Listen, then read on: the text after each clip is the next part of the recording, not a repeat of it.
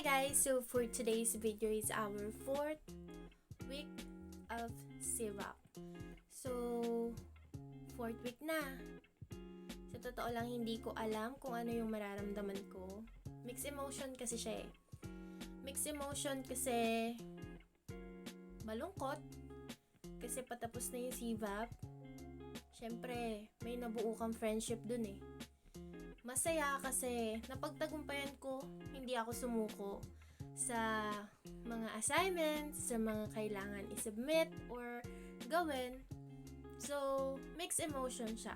Pero gusto kong i-share sa inyo yung week 4 session namin. So, sa week 4 session namin, ang trainer namin for morning is si Ma'am Lynn. So, yung morning na yon, ang itinuro niya sa amin is kung paano namin i-market ang aming boses. Like, for example, is, kunwari, sa mga TV ads, ganyan, kung magkano ang presyo ng aming boses.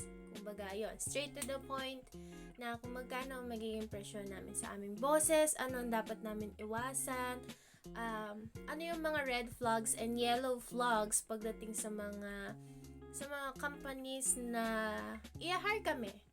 Or kung ano pa yung mga kailangan gawin, paano ba mag-submit ng resume, ano ba yung mga kailangan na papers, and documents na kailangan for assurance na hindi kami maluloko na magiging client namin. Or kung ano yung mga qualification na kailangan ng client namin, especially.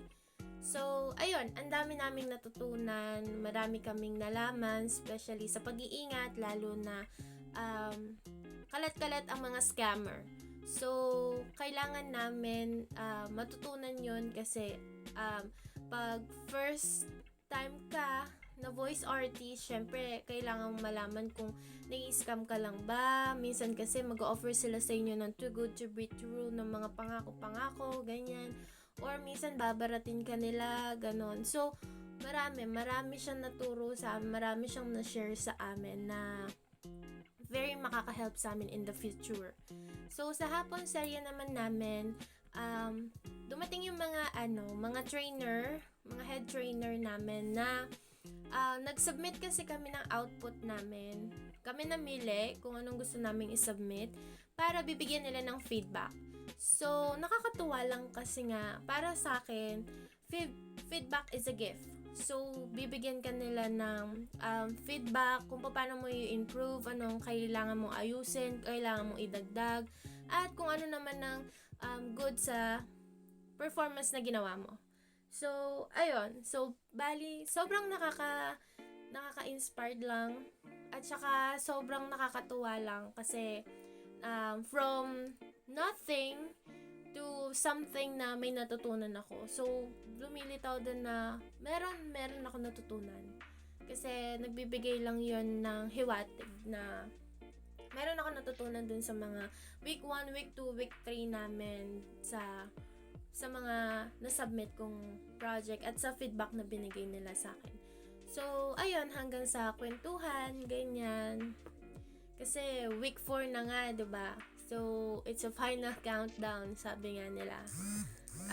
Nakakalungkot, pero achievement to eh. Nung pumasok ka dito, wala ka naman kasiguraduhan kung ano yung pinasok ko sa industry of CPAP. Pero, ang alam ko lang is just magdadab ka lang or iba-ibahin mo lang boses mo, pero hindi pala. Marami kang natutunan, nagkaroon ka rin ng mga friends, kaya sobrang mixed emotion sa akin kasi yung mga katim mo, naging parang kapatid mo na yan eh. Tanungan kayo, sharean kayo ng mga inputs nyo, kung sino makakatulong sa isa't isa. Kaya ang hirap ng pagtatapos, mas mahirap pala siya kaysa sa nagsisimula ka lang. Sa pagsisimula, matatakot ka eh, pero may excite ka. Pero pag nandun ka na sa dulo na magtatapos na yung training, parang nakakalungkot na kasi matatapos na siya. Pero syempre, gaya ng pag-try mo or pag-step mo para lumabas sa comfort zone mo, ganun lang din yun. So I'm so excited and thank you so much, Shevap. And this is my fourth vlog as a certified voice artist.